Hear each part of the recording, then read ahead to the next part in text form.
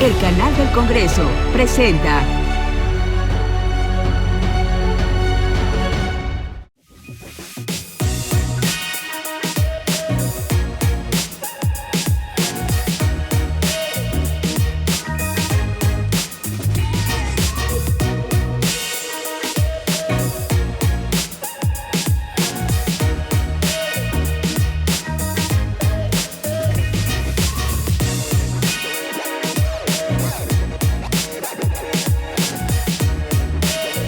Bienvenidas, bienvenidos, qué bueno que nos acompaña una charla más de la serie Personalidades. Hoy es un día especial, cámaras y micrófonos. Este ejército informativo y técnico del Canal del Congreso se ha desplazado pues al centro neurálgico de la capital mexicana para llegar a la intimidad del hogar de una de las grandes escritoras mexicanas, muy prolífica, polémica yo diría, que tiene un elemento que la hace diferente a los demás escritores. Ella es una científica ensayista, ¿no? Es una novelista bióloga, un personaje que esto de las cámaras, las luces no le es nuevo, le es algo común. Mucho tiempo en el Canal 11, colabora para el periódico El Universal, hizo radio hace tiempo. Gana y gana premios, aunque ya platicaremos de uno polémico que compartió, pero una mujer muy detallista, siempre preocupada por llevarle a sus lectores lo que yo llamaría los ambientes. Déjeme platicarle que estamos en un condominio horizontal, no podía ser de otra manera, en la sala de la casa hay una biblioteca. Y me da mucho gusto saludar y recibir para el auditorio del Canal del Congreso a Mónica Lavín. ¿Cómo estás, Mónica? Gusto en saludarte, es un honor que nos recibas. Muy contenta, yo también feliz de platicar contigo y muchas gracias, bienvenido. Tienes una agenda complicada, nos ha costado trabajo encontrarte, andas por todos lados. Pues ya sabes que entre que uno da clases, uno presenta el libro, lo invitan a ferias, das conferencias, das talleres, luego uno se enferma, claro, porque esta ciudad y sus fríos, pero aquí estamos. Lavín es un apellido no muy común. ¿Es muy español, Lavín? Sí, fíjate que mis abuelos del lado paterno eran de Santander. Incluso muchos migrantes a otras partes de América. Hay otro escritor, Hernán Lavín Cerda, que es chileno.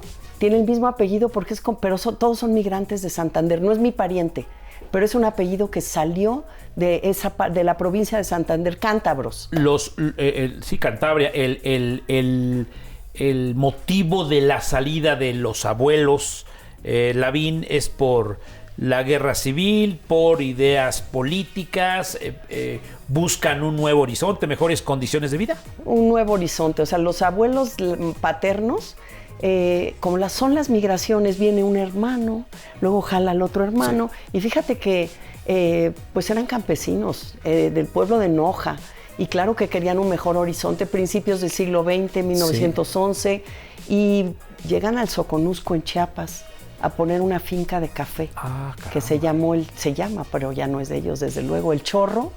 Y la migración de mis abuelos paternos fue motivo de una novela mía que se llama Café Cortado, que espero se reedite próximamente, pero que me interesó mucho conocer cómo es que los migrantes piensan, cómo se arriesgan, cómo mi abuela se casó por poder en España y alcanzó al novio ya marido, porque bueno, primero tenía que hacerla. Son verdaderas telenovelas. Sí. Tú hiciste una novela, pero son unas historias increíbles. Y además a mi abuelo lo mataron. ¿Qué pasó? Por eso hice la novela. Café Cortado, el mundo del café tenía muchísimos intereses. Era como el oro en ese momento.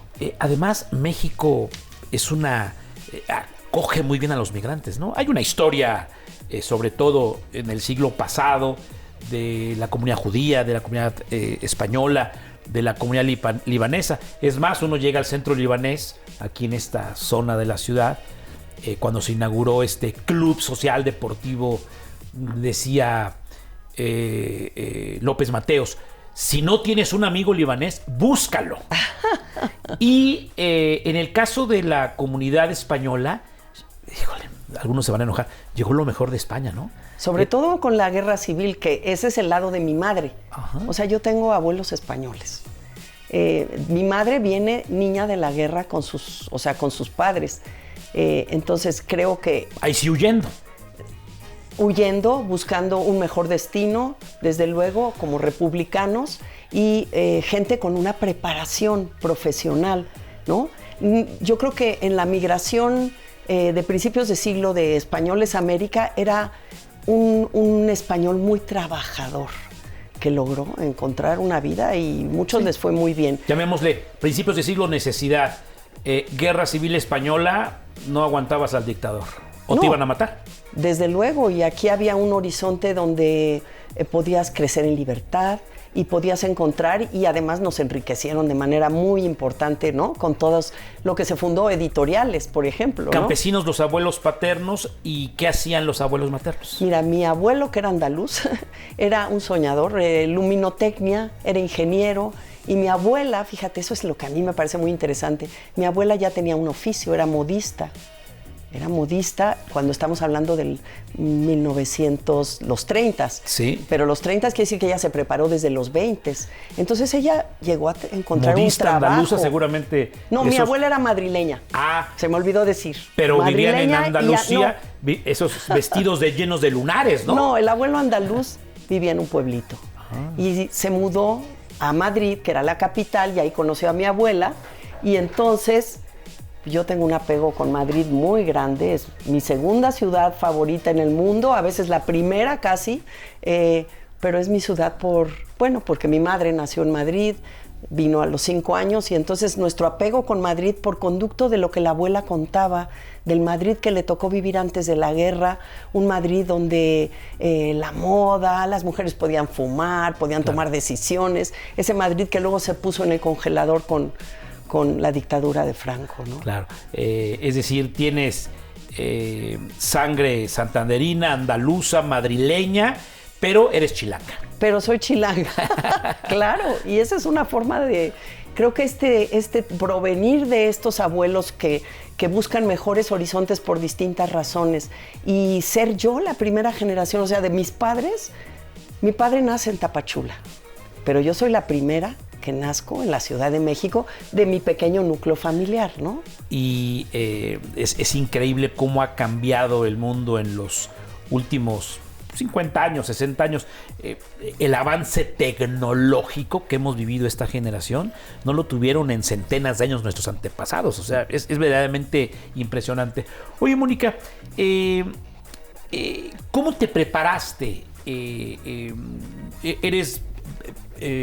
de una cuna de las clases medias mexicanas.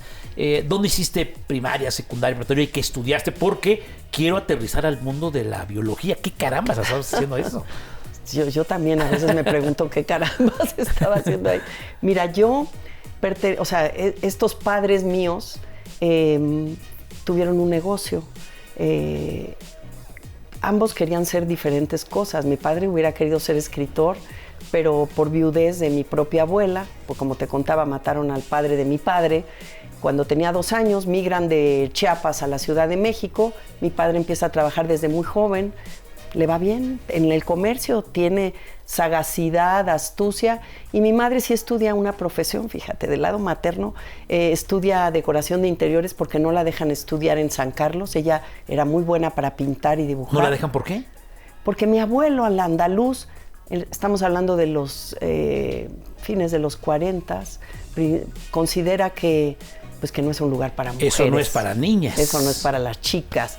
Pero mi madre sí tenía un gran puro talento. bohemio, borracho y jugador, claro. Entonces claro. va a la universidad femenina, tiene un título. Que estaba en Constituyentes, ¿no? En Constituyentes. Correcto. Y con mi padre fundan un negocio, primero mi padre con su hermano, artículos de tejidos, una pequeña fabriquita y luego artículos de piel.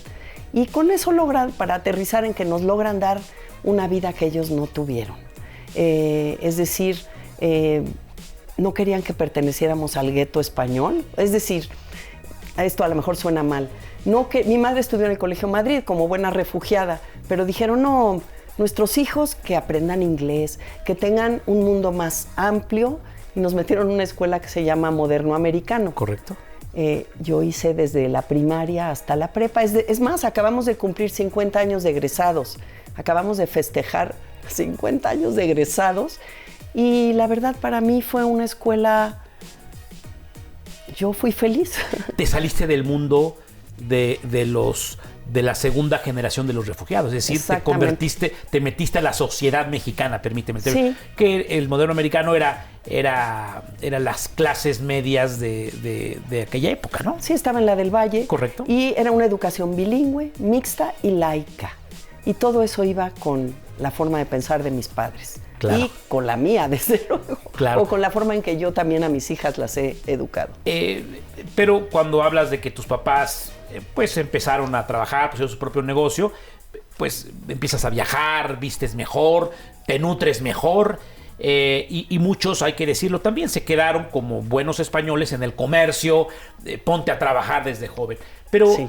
Déjame aterrizar al tema de la biología. ¿De dónde viene ahí? Porque, a ver, quizá la vena del negocio del café en Chiapas, pero ¿de dónde nace la necesidad de preguntarte dónde vienen las mariposas y por qué nacen las plantitas?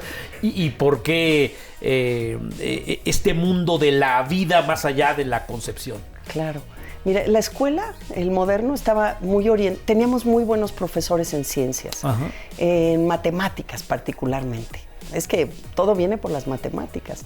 A mí me gustaba mucho la ecuación, la limpieza de lograr poner y descifrar, bueno, eso era la despejar la X. Despejar. Ahorita ya no me preguntes, no sé nada, no sé nada. A mí también que me hagan un examen, no. mis chavos me preguntan y a veces ya no. También me gustaba leer, sí. También me gustaba escribir, pero sí. Me parecía un mundo privado, que podía coexistir con mi curiosidad científica, y me tocó que abrieran la UAM.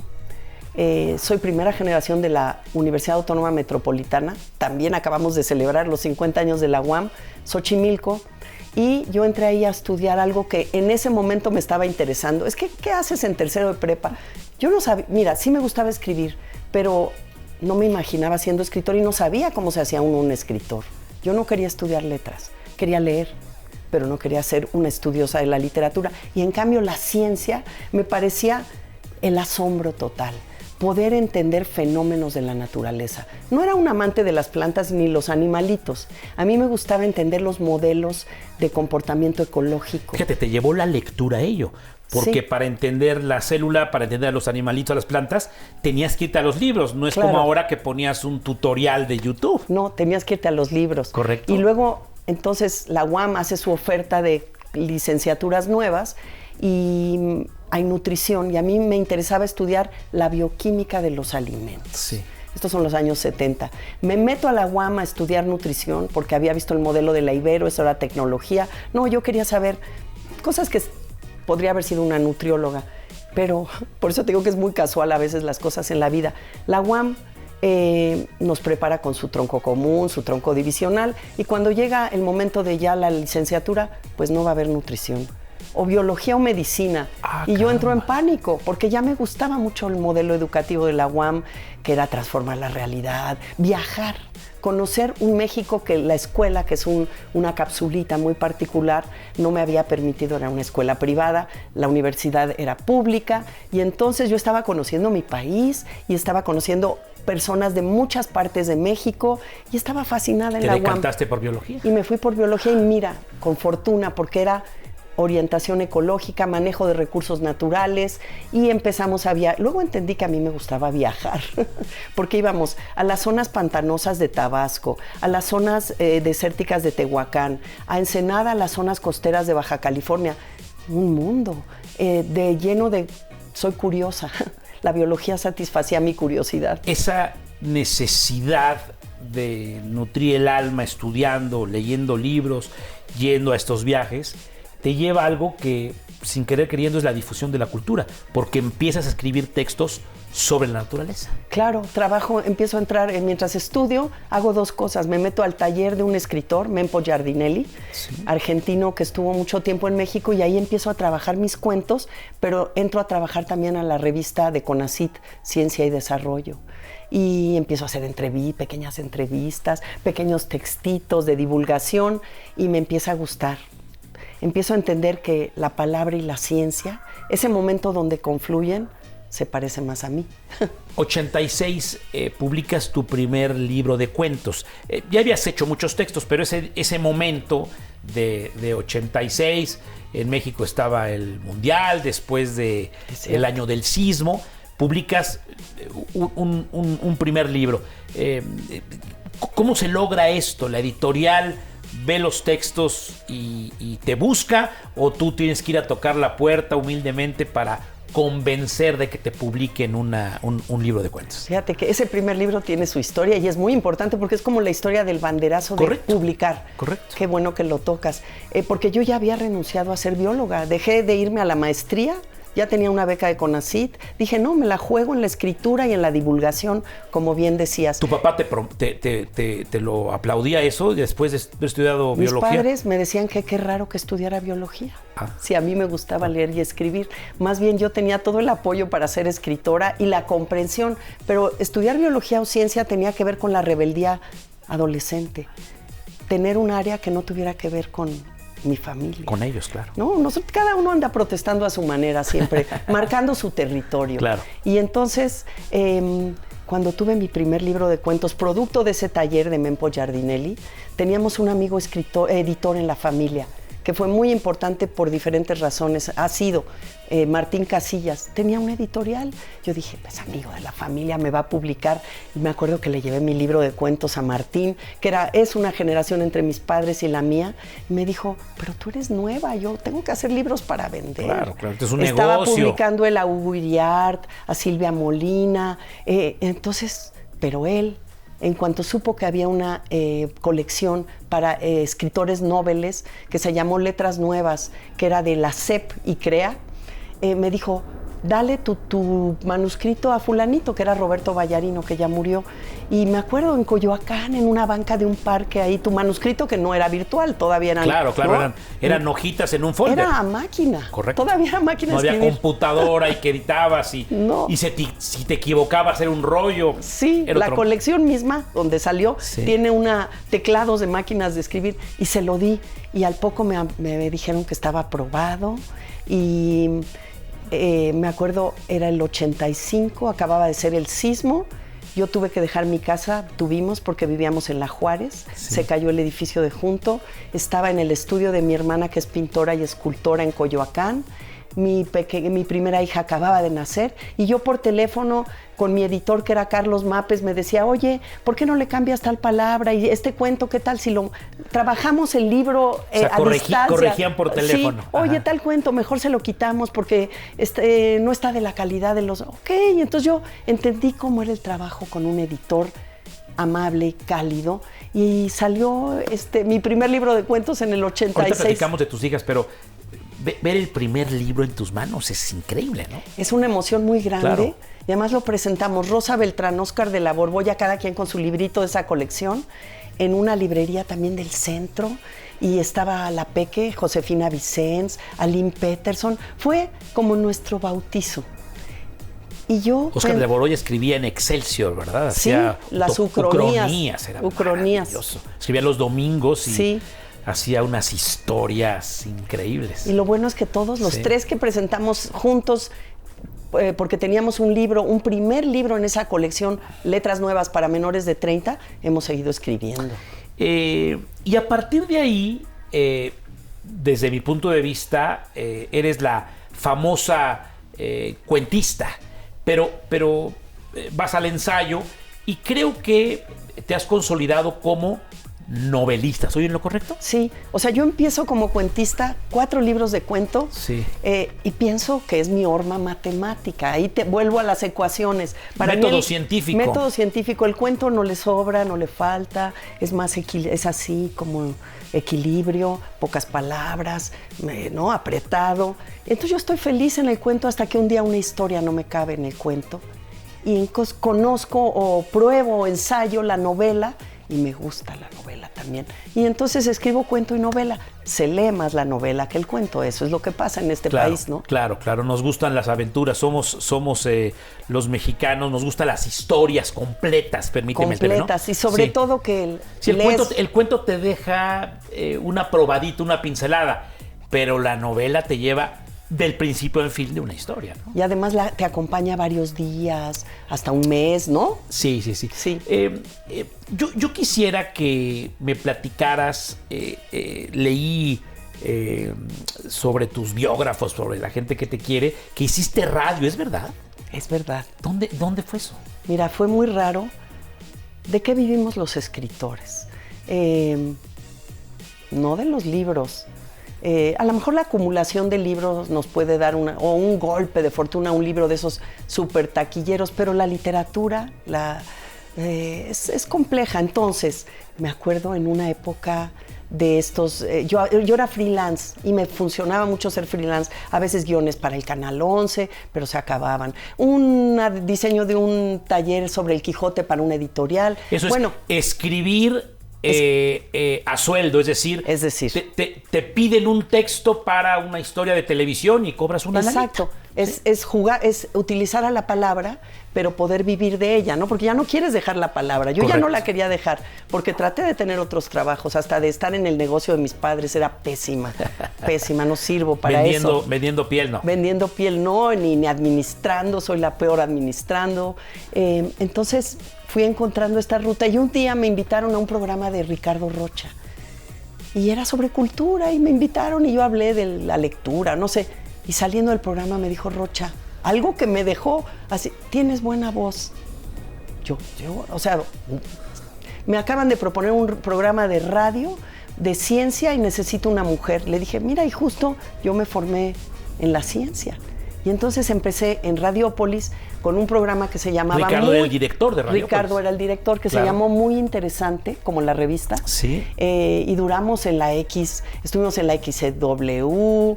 En la XCX. Y en la XCX. Y ahí me estrené en el radio. Primero me dio terror, pero yo no tenía trabajo. Claro. Y dije, ¿por qué no? Vámonos a probar fortuna. Ya estaba en Tlalpan, las instalaciones estaban en Tlalpan, ¿sí? Que eran espectaculares para aquella época, espectaculares. ¿no? Muy lejos, pero espectaculares. Como yo vivía en Coyoacán. Te quedaba muy cerca. Me quedaba bien. Mario Méndez y Mauricio José Schwartz eran mis dos compañeros, que eran una bala y una pil, sabían de todo. Y yo fui agarrando la onda y me fui gustando el radio. Además, el radio, junto con la literatura, es imaginarte desde la persona que está atrás del micrófono y en aquella época que no nos distraíamos con las tabletas, con el WhatsApp que estamos hasta manejando erróneamente y viendo o mandando mensajes. El radio en aquella época era el gran medio de comunicación masiva, ¿no? Son los 90 y me encontré, se acabó luego el programa y me encontraba gente cuando iba a presentar mi libro a algún lado. Yo la escuchaba. Sí, es y maravilloso. Entonces es una cosa emocionante. Sí, ¿qué es lo que pasa también con los libros? Sí. Nunca te imaginaste que esa persona, gordita, bajita, rubia, guapo, feo, enojado, lea tus libros. Es maravilloso lo que pasa con los medios. Esos encuentros. Ahora que estamos ya con los medios, platícame tu paso por Canal 11. También creo que es un momento interesante. Hacías algo como lo que está haciendo este reportero. Platicabas con novelistas, con cuentistas, con ensayistas, con personas que habían publicado ya. Sí, fíjate eso lo has de haber disfrutado, increíble, ¿no? Muchísimo, muchísimo. O sea, tuve fortuna en que se acababan unas cosas, se apagaban, pero surgían otras. Y Enriqueta Cabrera me invitó al Canal 11 a conducir un programa, a conducir e investigar y todo, que se llamó Palabra de Autor. Y tuvimos 3 o 4 temporadas. Ya no estaba Enriqueta, pero de todos modos pudimos seguirlo salvando de los cambios y a mí me encantaba porque era hablar con mis colegas, pero de diferentes generaciones. Sí. Unos sí eran mis amigos o los había leído, otros no tanto, y de repente unos muy jóvenes, otros, como Elena Poniatowska, Hernán Lara Zavala, y de repente lo hacíamos en San Ildefonso o en los estudios como tú que vienes a mi casa y pues era una manera de difundir el quehacer de los escritores. Claro. Y además yo tenía el placer de tener conversaciones con ellos que a lo mejor nunca podría tener de otra manera. Correcto. Y además, fue una etapa muy interesante ese programa del 11 que tú condujiste, porque conocíamos las vidas de los actores más allá de sus textos. Bien lo dices. Desde luego. ¿Dónde naciste y de dónde vienes y por qué te dedicaste a esto? Que sí había muchos experimentos en radio, pero en televisión creo que se refinó, permíteme el término, en tu paso en Canal 11. Pero sigo en los medios. Te hemos leído por mucho tiempo en el periódico El Universal, y ahora además con la maravilla de las aplicaciones, el internet, pues ya no necesitamos muchas veces comprar el diario. Está afortunadamente todavía gratuito tus textos. Hay unos que ya son restringidos o de paga. ¿Y de qué va tu columna, tu artículo? Creo que es catorcenal, ¿no? Catorcenal en el periódico El Universal. Pues fíjate que para mí es poder conversar con los lectores, porque así como un cuento y una novela no es que tú estés en primera persona diciendo algo, sino estás creando un mundo ficticio y de palabras.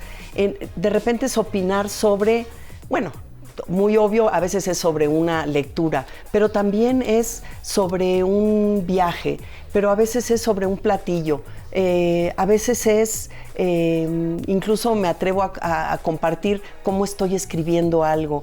Ahorita el más reciente que escribí tiene que ver con Silvia Molina y que pusieron en teatro su novela. Entonces es una pequeña conversación en corto que fíjate, a veces salta su temporalidad, de manera que he podido recoger son como crónicas o pequeños ensayos, y los he podido recoger en alguna publicación y salvarlos también de la inmediatez, ¿no? ¿Dónde te sientes más cómoda? ¿En la novela, en el ensayo, en la entrevista televisiva, en el texto en el periódico, como cuentista? Mónica, ¿dónde está más natural? Bueno, mi reto mayor es desde luego la búsqueda, porque es una búsqueda artística en la novela y el cuento, en ambos, en la narrativa, porque la narrativa es inventar mundos, es la imaginación al servicio de persuadir a tu lector de que eso está ocurriendo, y eso tiene su dificultad y es su gran reto y me toma tiempo, pero como ese es un trabajo muy solitario y es una batalla que no sabes si va a acabar bien y si vas a sostenerla y vas a concluir tu novela.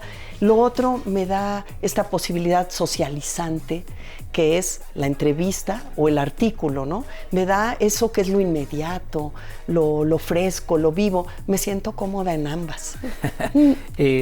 Leyendo sobre Mónica Lavín, encontré cómo piensa de ti Bernardo Ruiz. Creo que prologó una antología de cuentos tuyo, ¿no? Mira, en la UNAM tienen una serie que se llama Material de Lectura, que es un clásico ya. Sí. Son pequeños libritos para difundir lo que estamos haciendo los autores mexicanos, y prologó Bernardo Ruiz, lo conozco, trabajé en publicaciones de la UAM con él y hace mucho me enseñó a ser editora. Te digo que los trabajos diversos va uno aprendiendo con la palabra tantas posibilidades, y Bernardo prologó este material de lectura. Es muy sencillo ahora encontrar textos sobre Mónica, insisto, en el periódico, hay videos de YouTube, hay audios montados al internet, hay mucha obra, eres muy prolífica, pero me gustó lo de Bernardo porque haciendo esta presentación de la antología de cuentos, habla de ti. Y entonces he rescatado algunas cosas. Habla de que eres buena amiga. ¿Qué piensas de la amistad? No, para mí la amistad es esa relación que generamos, porque la inventamos, es una invención con total libertad y compromiso. De hecho, yo tengo una novela que se llama Todo sobre nosotras, que es un grupo de amigas y es tratar de encontrar de qué está hecha la amistad, porque creo que la amistad pide, pero es a prueba de muchas cosas, subsiste. Además, estas redes con nuestros contemporáneos son los que nos permiten ir como digiriendo el paso del tiempo y las circunstancias cambiantes, como tú decías, el paso de la máquina de escribir a la virtualidad, por ejemplo. Entonces yo tengo en alta estima y siempre me ha gustado estar rodeada de amigos. Amigos que son vecinos, familiares, o hay amigos del mundo intelectual que se convidan y se invitan a sus casas? ¿De todo? De todo. Tengo mis amigos de la primaria, de la prepa, los biólogos. Los de la UAM, los del modelo americano. Ajá. Y con cada uno hay una parte de uno que vibra y se entiende diferente. Pero claro, por ejemplo, mis amigos escritores, con los que nos decimos la neta y en los que confío, pues son muy importantes porque es con los que vas caminando, ¿no? Rosa Beltrán, con quien también hice un programa en Canal 22, pues son con quienes puedes compartir no solo la vida, sino también los dilemas de la escritura. ¿Literatura y música va ligado? Sí. Sí, literatura. Y yo estuve casada con un músico 20 años. ¿Y ese músico qué hacía? Guitarrista, cuando lo conocí, guitarrista de Pilar Rioja, flamenco y español. Volviste al tema Volví al andaluz, tema. ¿ya ves? Te perseguía, ¿eh? Exactamente. No, pero sí, porque la prosa siempre tiene cadencia, tiene ritmo, la escritura tiene que tener su tono, tiene muchos elementos musicales. Ayer que estaba ideando esta charla, encontré que Ruiz decía de ti, y creo que le pasa a todos los escritores, sobre la soledad. Ayer hice home office, estuve en tu casa escribiendo mi artículo, preparando una conferencia que voy a dictar, y me di cuenta que estuve solo muchas horas. Es decir, frente a mi computadora, pero muy bien acompañado. Tenía mi teléfono, vas consultando cosas, datos, pero bueno, ustedes son profesionales, yo soy un aprendiz, pero los que escribimos, los que hacemos periodismo, los que transmitimos algo, somos solitarios, ¿no? Se trabaja en soledad, sí, y ¿verdad? creo que por eso, esto que decías de los amigos, por eso también la necesidad de tener a los otros allá afuera, ¿no? Familiares, o sea, todos tus afectos son importantes, también porque el mundo solitario de la escritura es muy incierto. Te rodeas de yo a veces digo, ni tan solo, cuando uno construye personajes, estás con ellos. Pero tus personajes son solitarios, ¿no? Muchos, en mis cuentos sí. En mis novelas no tanto, porque ahí sí conviven, ¿no? Conviven y sí, en mis cuentos la soledad, o sea, a mí me parece que el amor, que todo lo que hacemos es un poco cómo librar nuestra condición de solos, porque esa es nuestra condición, la naturaleza, pues nacemos y es un cliché, ¿verdad? Yo coincido con Bernardo Ruiz. Las mujeres son muy observadoras, pero en tus novelas en particular eres muy quisquillosa en describir los objetos, ¿no? Sí. Estábamos en una sala y en lugar de que hubiera pues una bufetera, cuadro, había libros. Entonces, eres muy meticulosa en cómo transmites los objetos. ¿Estoy en lo correcto? Las atmósferas. Las atmósferas. Fíjate sí. que el ambiente, ¿no? El ambiente me importa muchísimo. Eso debe tener que ver, a veces digo yo, con haber sido bióloga y nos enseñaron a observar hasta las capas de tierra y cómo cada capa de tierra, cuando íbamos en la carretera, quería decir algo. Y luego mi madre, le gustaba la pintura, la estética, creaba ambientes. Tenía una gran capacidad y yo creo que me formé alrededor y me gusta leer escritores donde eso importa, como Chekhov, donde lo que sucede alrededor, lo que hay ahí, tiene que ver con lo que les pasa a los personajes. Sin ser una novela cursi, romántica, fácil, sí hay que destacar que no hablas de violencia. O sea, el mundo es muy violento. Y en particular México es muy violento, y más este momento que estamos viendo. Pero tú no estás interesada en transmitir pues esto que es parte de la vida misma, que es la violencia, ¿verdad? Yo veo que muchos de los escritores jóvenes y escritoras, ¿les interesa eso, va? El tema de la violencia está ahí muy presente. Sí. Digo, es parte quizás de lo que se está viviendo, pero yo me voy por otros dramas quizás más cotidianos, más de las pasiones humanas, más me gustan mucho las épicas, quizás porque vengo de migrantes, de cómo hemos soñado mundos y los hemos construido y los hemos perdido, y cómo la dignidad humana. Sí, no, para aterrizarlo, el tema de la violencia, a veces me interesa la violencia sutil, o sea, alguien que no le habla a alguien. Esto pequeño, me gustan mucho las historias de familias. Sí. Creo que ahí hay, por ejemplo, cuando escribí la novela sobre Sor Juana, todo lo que pasa en su ambiente social, bueno, hay ciertas formas de violencia, pero otros códigos. Cada familia es una novela, ¿estás de acuerdo? Sí, sí. Yo creo que ahí hay unas hay más todo. apasionantes que otras, ¿no? Sí. Pero cada familia tiene una historia. Ahorita tú nos platicaste y que el abuelo andaluz y que la mamá madrileña y que llegaron vía los Altos de Chiapas. ¿Quién iba a pensar que unos españoles estuvieran en los Altos de Chiapas? Bueno, en la Ciudad de México quizás, o por Veracruz porque venían por barco. ¿Qué carambas hacían en Chiapas? Es decir, puedes ser una novela, ya la hiciste, Sí. pero cada uno de nosotros, si tuviéramos la capacidad, podríamos ser una novela de nuestros antepasados. Ay, sí, las familias son apasionantes. Sí. Sí, porque además están llenas de secretos y también de sueños que cumplieron o que no cumplieron. Y eso a mí me parece siempre tan intrigante. Y en todas las familias hay tristezas. Todo. Y volviendo al tema de la violencia me parece algo tan explícito. Y a mí me gusta indagar en lo que no es visible. Cuando haces tú una novela de tu familia, quiere decir que los escritores plasman un poquito de su vida en sus textos. Yo creo que inevitablemente estás Sí, ahí. ¿verdad? Hay cosas de uno a veces más claras, a veces menos claras. Porque tienes secretos que no los conocen tus hijas y no se los revelas a los lectores, pero están ahí. Podría un ser. personaje. Podría ser. Ya hasta te pusiste nerviosa, Mónica. Podría ser. Sí, y otros claro. que no se le revelarán a nadie, ¿verdad? Claro. No, pero ¿sabes qué? La maravilla de crear personajes en las novelas o en los cuentos es que pueden tener una vida que tú no has tenido. También pueden ser crueles, ¿no? Y uno es estas partes luminosas y oscuras. Eso somos todos. Bernardo hablaba de tus hijas, ya nombraste a una. Tienes 2 hijas, ¿verdad? Tengo 2 hijas. ¿Qué hacen ellas? Mira, bueno, ya son hijas adultas, muy adultas, pero fueron mis niñas. Yo les digo las niñas. Y una estudió antropología social, antropología médica, postdoctorados, y ahora está por la libre, un poco cansada de la academia.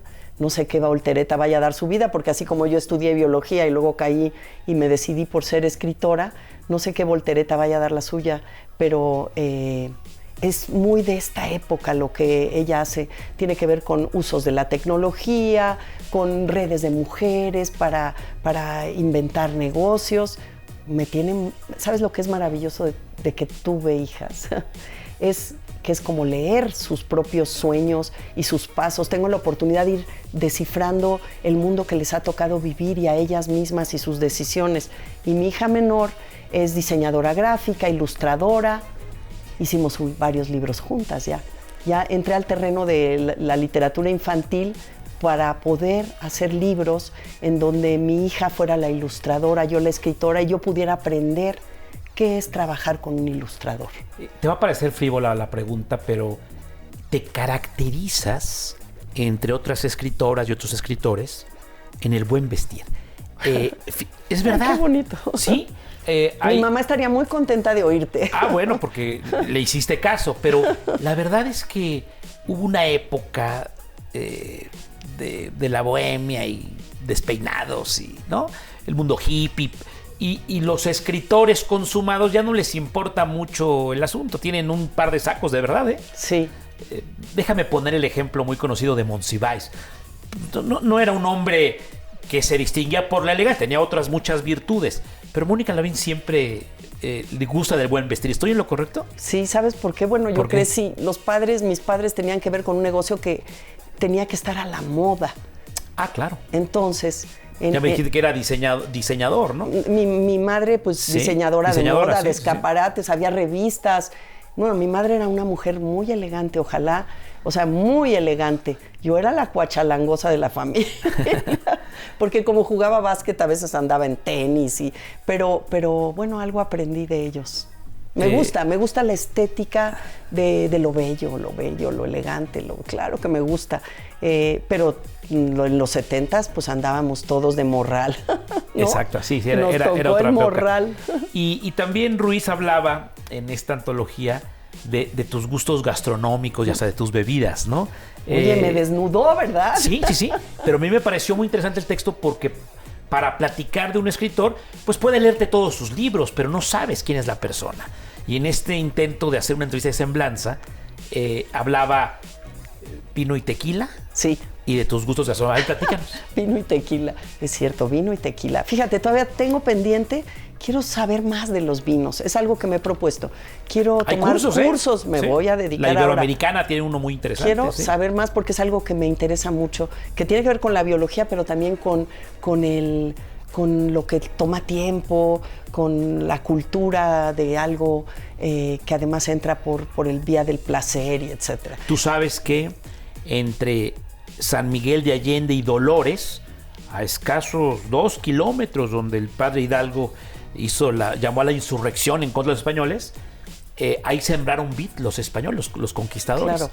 Y hoy ha retornado, después de 400, 500 años, ha retornado esta vía, ruta del vino, que tiene una característica de que es un lugar seco, muy seco, hace un trabajo, hace un esfuerzo la uva para rescatar los minerales y se están produciendo buenos vinos en Guanajuato, por ejemplo. Fíjate, qué interesante. ¿Sí? Porque yo conocí los de Parras Hidalgo, donde también llevaron de las primeras vides, ¿no? Claro. Y que había una vid silvestre. Bueno, toda esta cultura del vino me fascina.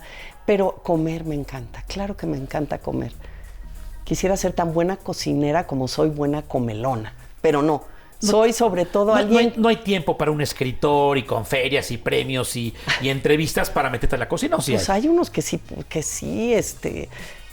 pero yo no soy paciente y la cocina requiere de una especie de paciencia y yo soy más bien... ¿Y si eres paciente para escribir?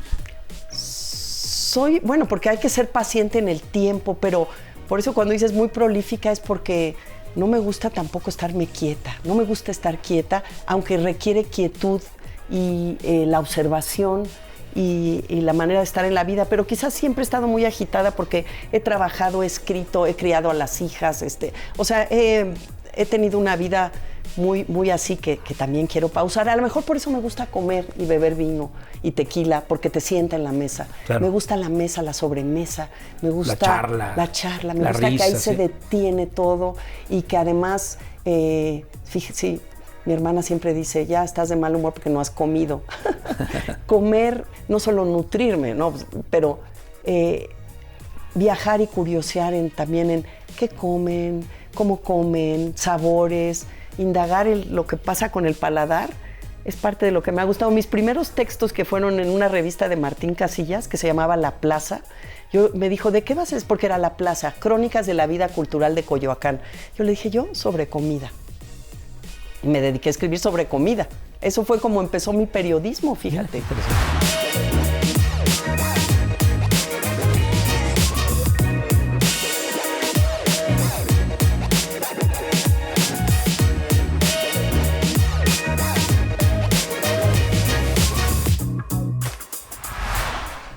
Mónica, déjame cambiar radicalmente de tema.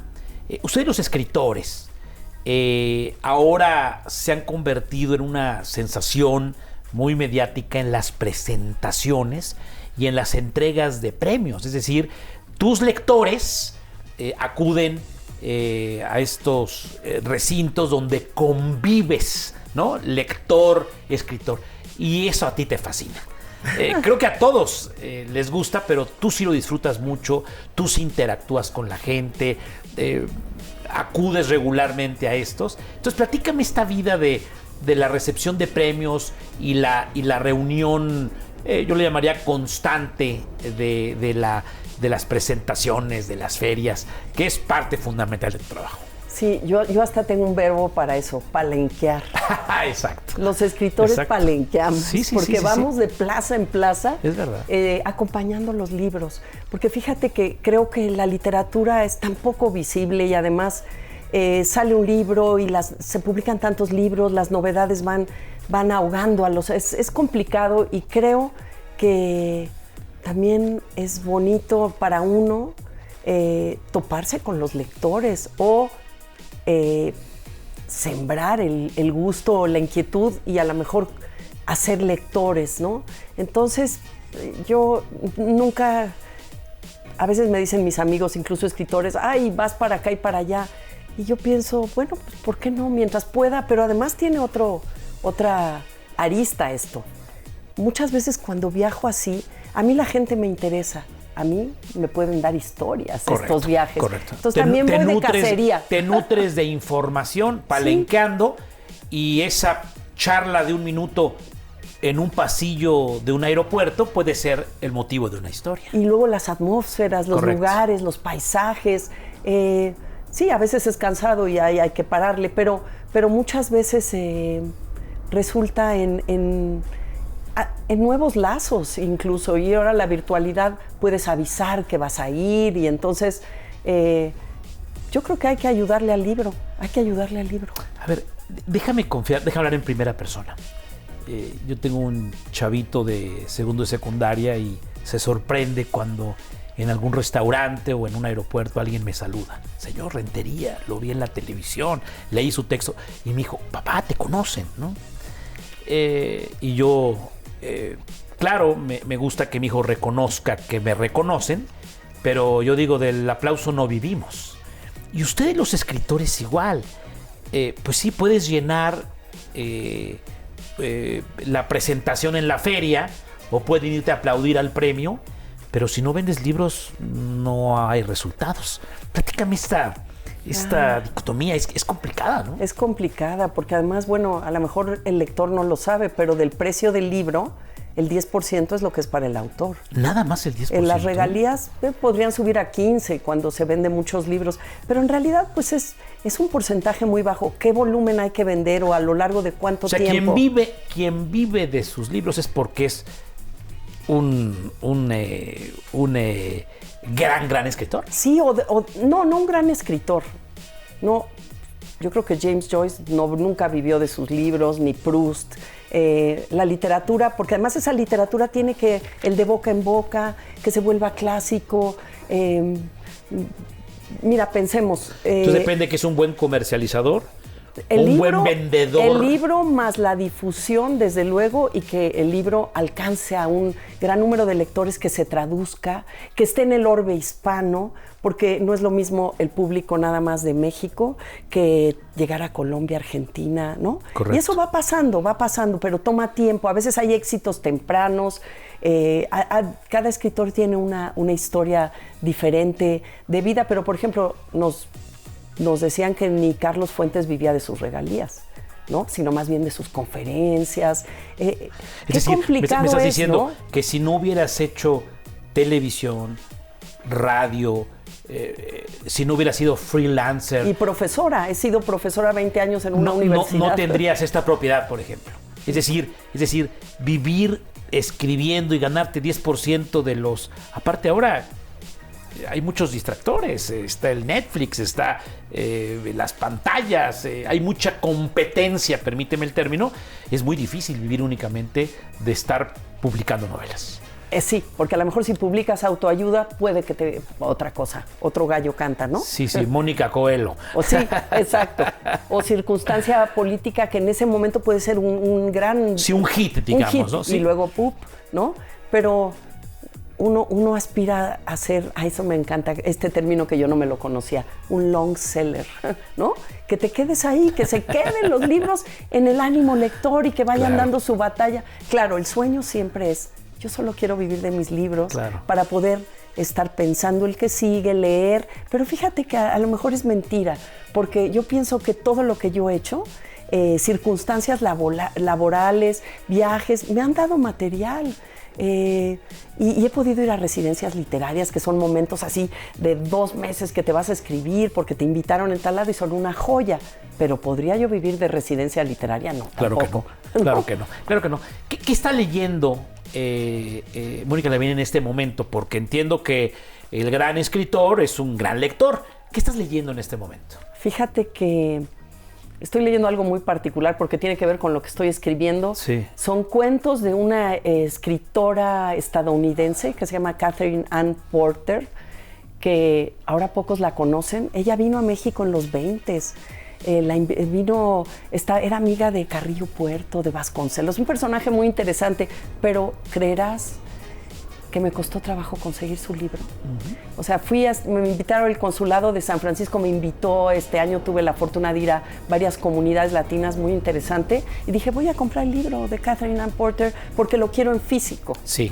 Ya es que platicábamos fuera del aire que esto de leer en la tableta no es lo mismo. Te gusta sentir el libro, y lo ¿no? quiero subrayar y Correcto. anotar, y a mí me gusta intervenirlos, y no lo conseguí, ¿no? Y eso que fui a librerías que son como de prestigio, así, la City Lights, tan bonita. Entonces, bueno, es una autora que no se lee mucho ya, a lo mejor la leen unos académicos, no sé. ¿Un lector se nutre de otros lectores? ¿De otros lectores? Corrijo, ¿de otros escritores? Bueno, y también de otros lectores, sí. Sí. De otros escritores, sí. Es decir, pero hablas de técnica, hablas de temas, Mira, hablas... me gusta su obra y luego si encuentro sus cartas o ella qué pensaba de la escritura, entonces empiezo a meterme en el pellejo de qué era ser una mujer escritora en los 20, Claro, venir distinto, a México, cómo comprendió, o sea, empiezo a verla desde diferentes ángulos, su ángulo creativo, pero su ángulo vivencial, pero qué han dicho sus biógrafos. Entonces, a veces estoy metida y ahorita estoy metida en eso, pero no creas, de repente voy a presentar el libro de un amigo y entonces leo la novela más reciente de María de Alba, que la voy a presentar ahora en la Feria de Guadalajara. Ah, porque eso es chamba. Es un honor, Mónica, que presentes mi libro y te tienes que aventar el libro mínimo para saber de qué carambas, ¿verdad? Claro, va es el parte texto, de ¿no? lo que hacemos Es los parte- escritores. Hay disciplina del escritor. Sí, hay disciplina. ¿Tú a qué horas escribes? ¿Cuánto tiempo le dedicas? ¿Lo haces en las noches? ¿Se te ocurre algo y lo anotas en el automóvil? ¿Cuál es tu disciplina? Mira, tengo libretitas de apuntes de todo tipo. La libreta para la novela que estoy escribiendo, la de los cuentos, la de las ideas sueltas. Si voy en el coche sí tengo que tener una en la bolsa. A veces las grabo así ¿no? En el ideas sueltas. Si voy de viaje tengo que tener la libretita porque que no se me vaya a ir algo. Pero esas libretas son como las boyas, ¿no? Y son a mano, que es muy bonito. Sí. Pero yo no podría escribir ya mis primeros cuentos si eran a mano y los pasaba. Si no fuera por la computadora. Ay, claro. la computadora, qué gran cosa. Digo, cambias, editas, Sí. revuelves. Capítulo tal, y después te acuerdas de algo, se te viene de este capítulo y te vas al 2 y... Claro, y además haces pruebas. ¿Qué tal si desordeno y lo pongo así? Claro, ¿Cómo claro. queda? ¿No? Entonces, me gusta la mañana para escribir. Pero eso es porque tradicionalmente las mañanas son mi mejor momento. ¿Estás más fresca? Porque yo en la noche, ¿no? Yo no sirvo más que para o leer o ver una serie, pero la mañana para mí es donde puedo. El silencio de las mañanas me gusta mucho. Siempre me ha gustado. Para concluir, Mónica, déjame decir al auditorio que aseguran que estamos viviendo dentro de una generación que somos los que más letras consumimos. ¿Cómo es esto? Sí, hoy es cuando más se lee, pero no se lee lo mejor. Y ahí incluyen desde el WhatsApp, todos los mensajes gráficos, el TikTok, el Instagram, pero no estamos leyendo literatura. No. ¿Te preocupa? Sí, me preocupa y me preocupa quizás con los chavos, con los adolescentes. Fui a una feria en Guatemala y vi una fila inmensa, habían dormido, pero lectores de 11 años, de 9, con sus papás, sus abuelitos con sillitas para aguantar, para que les firmara un autor. Ahorita no recuerdo ya el autor, pero es un libro que tiene que ver con estas aventuras tecnológicas. Maravilloso. Libros de aventuras, porque sí nos gustan las aventuras. No, qué bueno. Y es bueno formarlos. Y quizás ese es un buen punto de partida, pero luego para otro tipo de libros. Porque me impresionaron dos cosas. El chico, pues no es que era muy joven el autor también. Iba con sus padres, no era mayor de edad. ¿De verdad? No, un fenómeno de lo que las redes también va haciendo, porque se publica en redes primero. O sea, hay todos unos caminos muy distintos, efectivamente, en a lo lo que vivimos en nos nuestra tocaron. época. Correcto. Y creo que si todos abonan para la formación de la inquietud lectora, para saber que detrás del libro hay una posibilidad de perderte para encontrarte, de pensar el mundo, de imaginar, de tener vivencias emocionales, creo que eso no está mal. Ojalá podamos seguir teniendo lo que está pasando, una conversación sobre literatura y sobre libros. Y creo que esa es la base. Ya me dijiste que prefieres el libro físico que el ebook, pero qué maravilla, ¿no?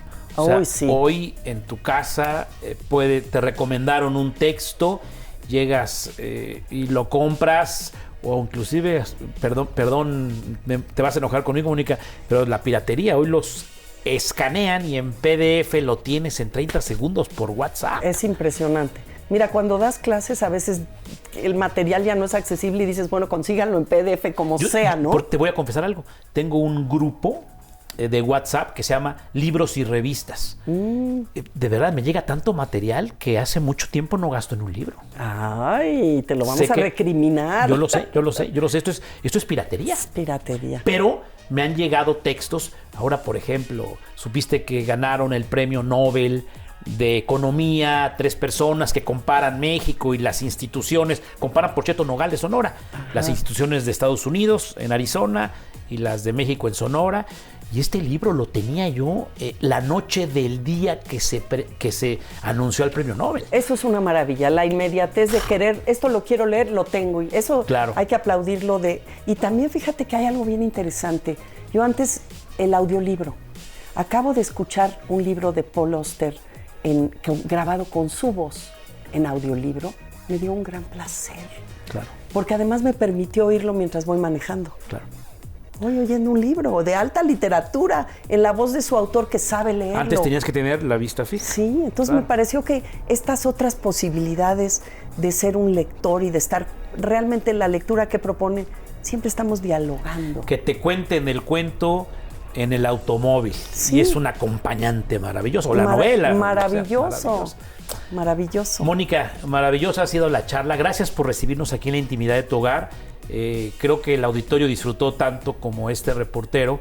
Charlar, insisto, con una escritora con sangre española, chiapaneca, pero muy chilanga, muy mexicana, que ofrece textos divertidos y eso hay que agradecértelo. Gracias a ti, al contrario. Y por favor entiende esta invitación a la serie Personalidades como un homenaje a tu prolífica carrera de literatura. Gusto en saludarte. Muchas gracias. Y gracias a usted por su sintonía.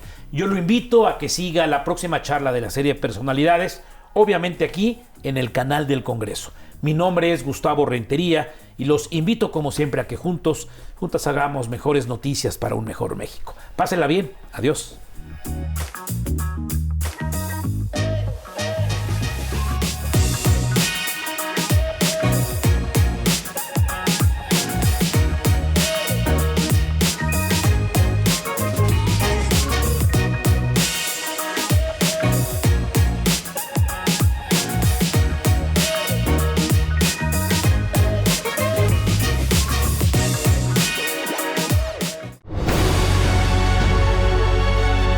El canal del Congreso presentó